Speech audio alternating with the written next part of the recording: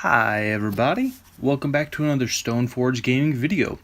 Today we're going to be taking a look at how I paint bone. Now, we're going to be working on a model that's an old HeroQuest or Warhammer Quest model. I can't quite remember off the top of my head. But we're actually going to start off by base coating the entire bone layer with two layers actually of Lone Star leather, which is a Reaper paint that I had picked up quite some time ago. And you can see here that we're simply trying to get all of the paint into all the nooks and crannies, trying to make sure we're not being careful or anything like that, as this is our first part of the miniature. If we were going to be doing the rest of the model, then I would go back in and do the scythe separately, the wood and the steel, everything like that. I would do that afterwards because the dry brushing process is mostly the bone process is mostly dry brushing. So you can see here that our model is been completely base coated with that Lone Star leather, and I actually did 2 full coats of it so as to get a nice clean coat, nice finish on it for our next step, which is going to be doing a wash. Now, when we do our wash, we are going to be using Reichland Flesh Shade. And this is, again, we're just trying to get into all the nooks and crannies, make sure that those deepest recesses have a good layer of this Reichland Flesh Shade. Again, we're not being too careful, just kind of coating the entire base of the bone to make sure that it gets in everywhere. Once this step is done, then we can actually start the dry brushing process. We're kind of getting the undertones at this point, which will help in the later parts to kind of differentiate the shadows from the highlights, which is what we want because you want some contrast on your miniature. So now you can see that our Reichland Flesh Shade has dried and settled into all the cracks and recesses. And we are going to begin the process of highlighting.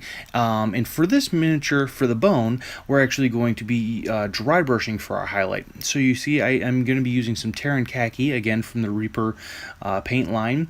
And again, this is a very simple dry brush technique. We're just going to want to make sure we get all of the paint off of our brush, or not all of it, but the majority of it, and then we're going to be lightly drawing the brush across the bone in whatever direction. So like for the ribs, we're kind of going up and down to make sure that we catch those ridges of the ribs, and for those shoulder blades as well. For the face, we're kind of going to want to rotate that a little bit, as the up and down motion does work really well for the front of the face, but the back of this skull, you're going to want to kind of rotate that a little bit. You can see I kind of shifted it to the side a little bit for the hands and for those forearm bones, and we're just going to kind of continue on this way. You can see I rotated again for that skull there, because flat surfaces, you need to come at it from multiple angles in order to get a nice even coating.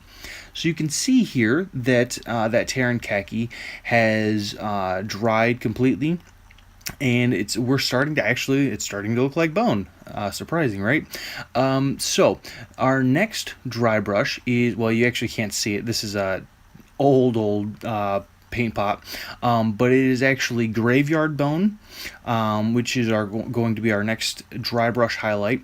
And we're again just gonna dry brush, but this time we're gonna get even more paint off of our brush and even more and do an even lighter coat, because you can see I've kind of splayed those hairs out even further, because again, you want to go lighter and lighter every time you dry brush, every time you go up in your highlights, so that you can see all of the layers underneath, and that's how you get that nice gradient of highlight, and you can actually get that effect quite well even with a very, very basic dry brush.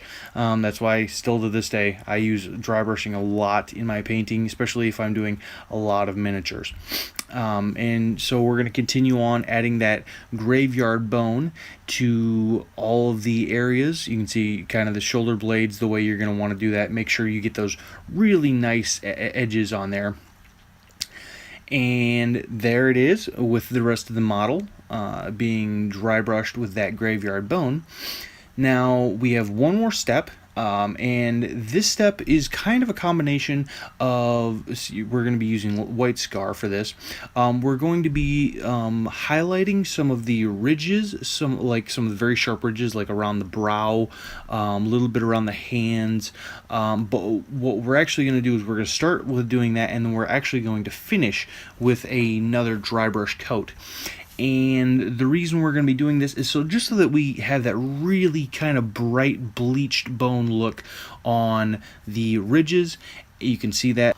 So you can see how we are lining the ridge of the brow, and we are going to again just do this along the cheekbones, the brow bones, basically anything that really kind of juts out.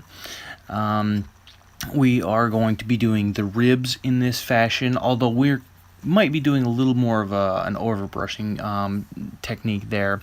But you can see, you just kind of want to make sure that those ridges really stand out, and that highlight, kind of drawing a few lines along the teeth there, so as to kind of make those come out a little bit further as well. Just kind of make them pop for the eye. But once this is done, we are actually going to dry brush the entire model very lightly, again with this same white scar color.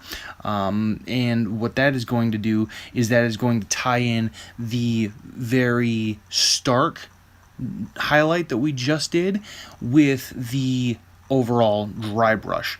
And again, the reason we're doing that is so that we have this very nice looking bleached bone finished look. Thank you all for watching another Stoneforge gaming video, and I'll be back with another one.